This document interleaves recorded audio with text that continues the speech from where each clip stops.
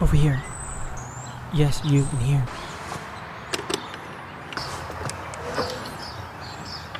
Hey, could you do me a favor and get me out of here? I can't be around you. My wife said you're unsafe. I need your help just this once.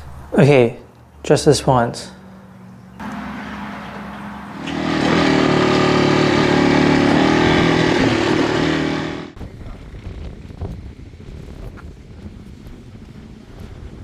Welcome to Dana Dave's Garage, and today it is absolutely gorgeous outside, so that means riding season is upon us. So if you're a first-time rider and you're looking to start riding this season, then I'm going to be answering a lot of the questions that you probably have about what beginner gear you should be looking at. And I'm going to be doing a little bit of retrospection here, looking back. If I was a first-time buyer, what would I do differently now that I have the experiences that I have? Also, my big assumption here is that you already have a dual sport like this, or are in the process of buying one, because that's a completely separate topic. So let's get started with what's most important, and that's your head. So that's a helmet. When I first started on my dual sport adventure, I had all the wrong gear, and that included the helmet. I had just a basic helmet like this, street, whatever. There is very limited visibility, no airflow. It was absolutely awful, and in the summertime my brain was a hard-boiled egg. Don't let it happen to you, and you need to instead go with one of either two options, and that is a dirt helmet or an ADV helmet. Which one to get? Well, obviously it depends on your riding style and how much road use you're realistically going to see. For the riding that I do, and if I was starting over, I really just ride to and from trails. I have to go on the road to the trails and then come back on the road.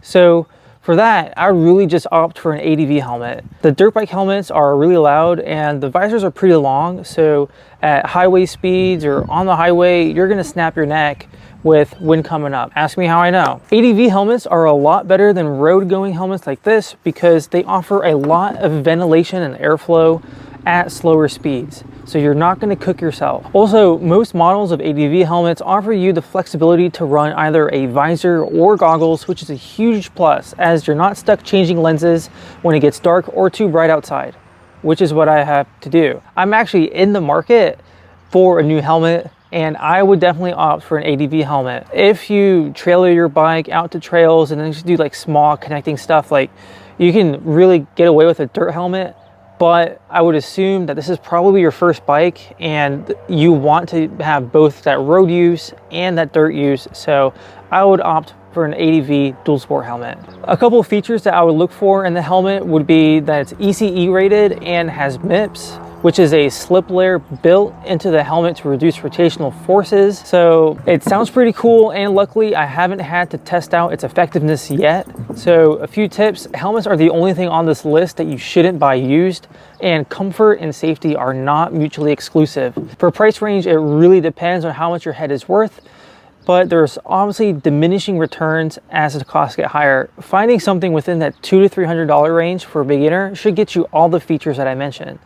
If I were starting again, I would just get the ADV dual sport helmet, and if I just bought one for the first time around, I wouldn't have to be looking for another one. Next up in importance is a jacket. When I was first getting into dual sport riding or adventure riding, there really only seemed to be two groups of people: me in blue jeans and a flannel, and BMW dorks kitted up to land on the moon, and with really no in between.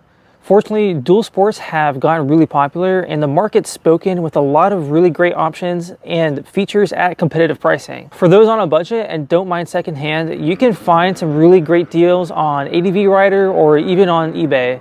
Also, timing the riding season right before Christmas and before tax returns hit, it's a great time to snag items in the retail dead zone as old models are cleared out and new models are coming in. At the time when I first started, it was cheapest for me to buy a armored mesh jacket like so and dress it up or down based on weather. This is still a really great option as it affords you a lot of versatility all the way from really hot to really cold. And in cold weather, the mesh allows your sweat to escape while being in that insulating layer, keeping that moisture in that layer off of your skin, making it more effective and keeping you warmer. I've actually had really good success with this setup on days that were cold, misty, rainy, low 30s in the morning, then all the way in the afternoon, touching the 70s when it's bright, sunny, and hot out. Hot. Well, when it's a fall day and it's in the 70s, it's pretty hot. The real cost savings with this setup is your insulating and weather layer don't have to have the ADV tax or price tag. So you can get away with having a fleece like this. You know, this is from Goodwill and it's North Face, so decent quality, whatever. You don't have to buy that one. As well, your weather layer can be something surplus like this German military Gore-Tex.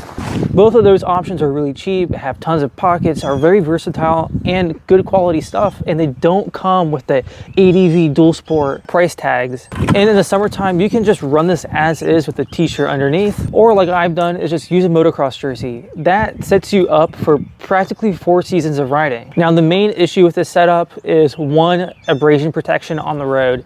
So you don't get a whole lot of abrasion protection, but you do have some impact, right? And then the next thing is that because this isn't an all-in-one system, there's multiple pieces, it's a little bit more cumbersome, and you need to carry the layers somewhere, either in a bag or a storage area on the bike. If you're looking for the ultimate convenience and can stretch the budget just a little bit further, there are so many competitively priced options, and I'd look for a jacket that has shoulder, elbow, chest, and back protection, a waterproof shell, and enough space to add an insulating layer if it doesn't come with one. I would also make sure that it has enough ventilation to be used in warm weather.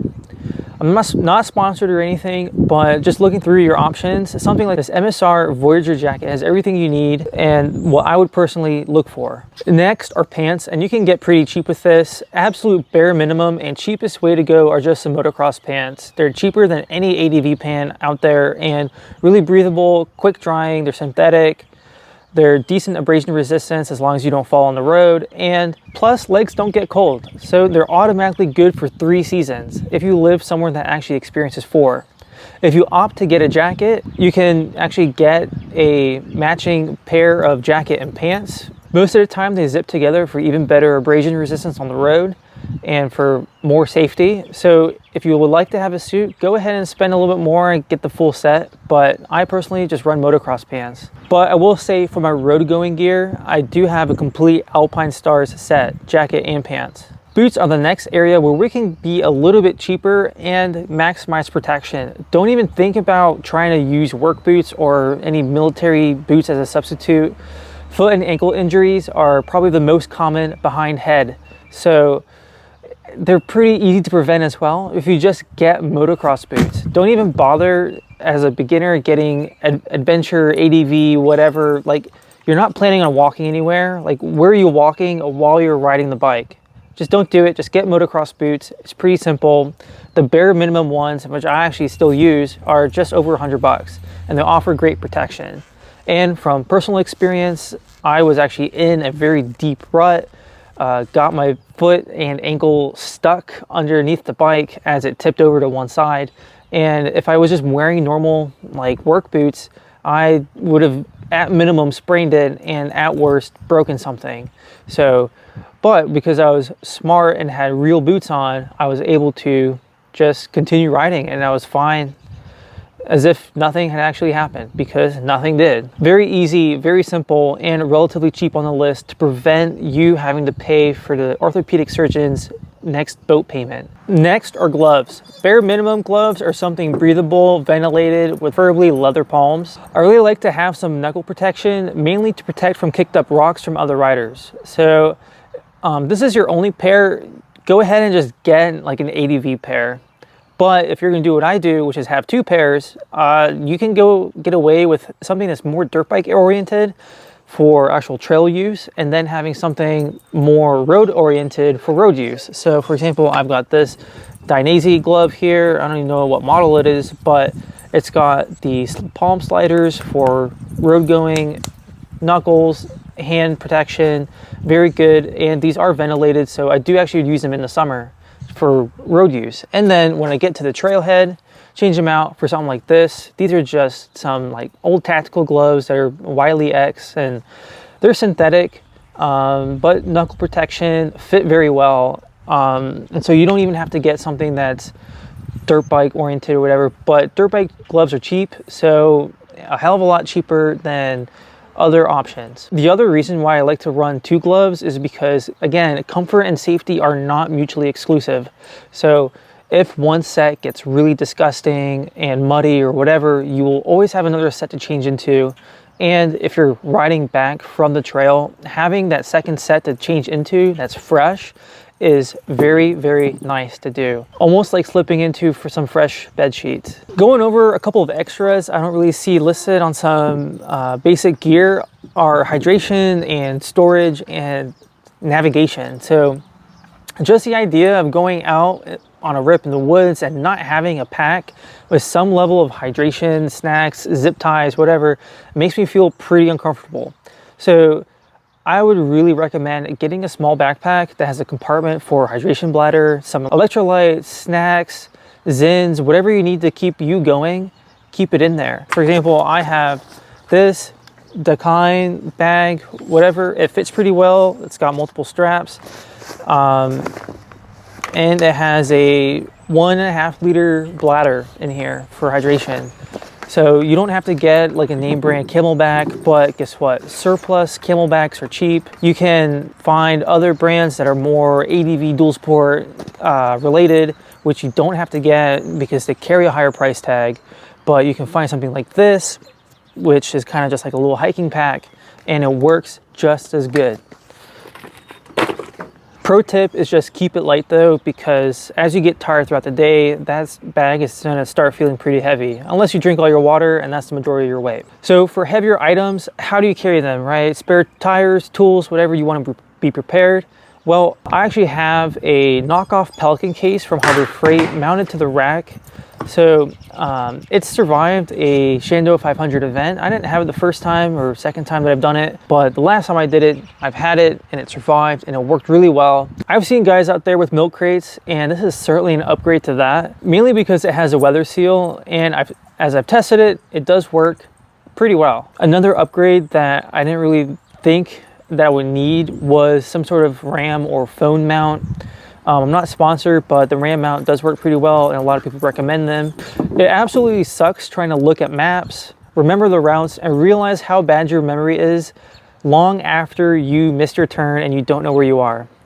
Ask me how I know. So I would definitely recommend a way to have some sort of GPS on your bike, if not a dedicated GPS system, so that you just don't get lost. Also, paper maps are helpful, but then you have to stop and look at where you're going. One warning, however, if you are using a mounting system like this, I would use a phone that I don't care about. The vibrations on the bike can actually ruin the image stabilization of your phone camera. So I would be really careful if you do use a personal one, or just use an old one that has GPS. Most of the time, you don't even need to use data for GPS. And if you have 2 phones on you, right, can't trust anyone with 2 phones, but if you have 2 phones on you, you can use one as a hotspot for the other one. So there's ways around it if you don't want to pay for data for 2 phones. That's about it for all I have to talk about, just really basic beginner stuff to set you up for success on the trail. If there's anything that I missed, let me know down in the comments. If there's any questions, be sure to ask it, because I'm sure there's someone else watching out there that has the same question, and we read all the comments. Besides that, thanks for watching, and I'll see you out there on the trail.